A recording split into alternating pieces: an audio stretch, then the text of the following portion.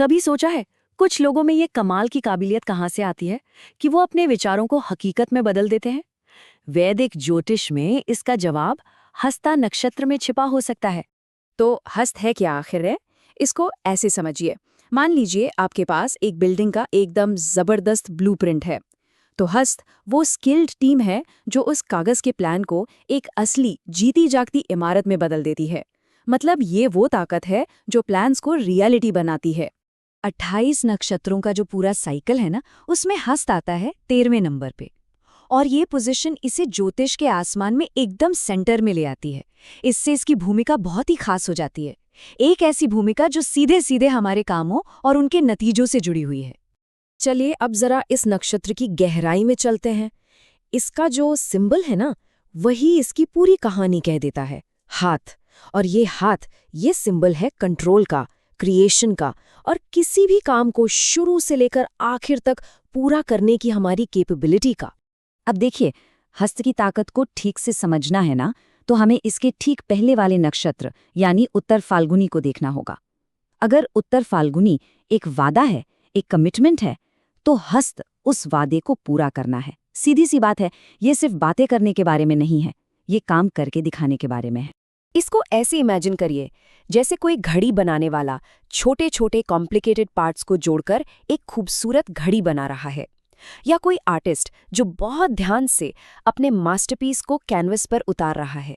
बस यही है हस्त की एनर्जी। अपने हाथों से काम करना, छोटी से छोटी डिटेल पर ध्यान देना और अपने काम पर पूरा कंट्रोल रखना।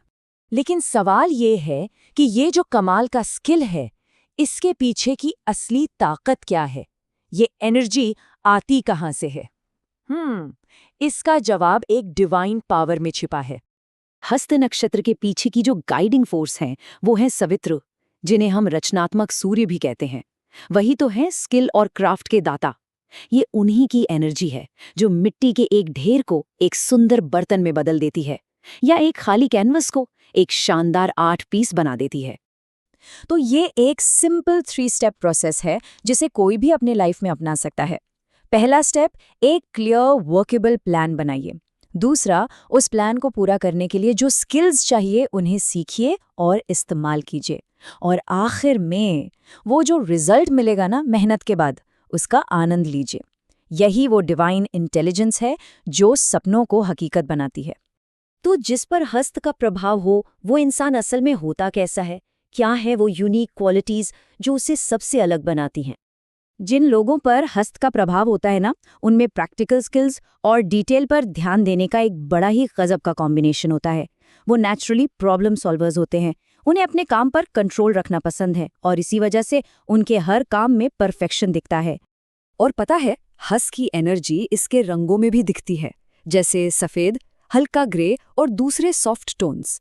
ये सारे रंग एक खाली कैनवस जैसा फील देते हैं, जो सिंबल है क्लैरिटी का, प्योरिटी का और प्रिसिजन का। और यही तो वो क्वालिटीज़ हैं जो किसी भी मास्टरपीस के लिए सबसे ज़्यादा ज़रूरी होती हैं। अगर हम सोशल रोल के पॉइंट ऑफ व्यू से देखें तो हस्त स्किल और कॉमर्स का एक बहुत ही इंटरेस्टिंग मिक्स है। मतलब ये एक स्किल्ड आर्टिजन यानी शूद्र होने और फिर उसी स्किल का इस्तेमाल करके वैल्यू क्रिएट करने और ट्रेड यानी वैश्य करने के बारे में है। इसका जो कोर प्रिंसिपल है वो है अपने हाथों और हुनर से सेवा करना। तो ये सारी थ्योरेटिकल बातें हमारी डेली लाइफ में कैसे दिखती हैं? आइए देखते हैं कि हस्त की एनर्जी असल दुनिया में कैसे काम करती है। करियर की बात करें तो हस्त की एनर्जी उन रोल्स में चमकती है जहां प्रिसिजन और मशीनरी की ज़रूरत हो, जैसे ऑपरेशंस या मैन्युफैक्चरिंग। खाने पीने में ये हाथ से बनी रोटी या फिर बहुत बारीकी से बनाए गए किसी डिश में नजर आती है। और रिलेशनशिप्स में भी ये सिर्फ शब्दों से नहीं बल्कि एक्शन और सेवा से जाहिर होती है। तो हमने हस्त की डेफिनेशन समझी, इसकी डिवाइन रूलर, इसकी क्वालिटीज और इसके प्रैक्टिकल एप्लीकेशंस को भी देखा।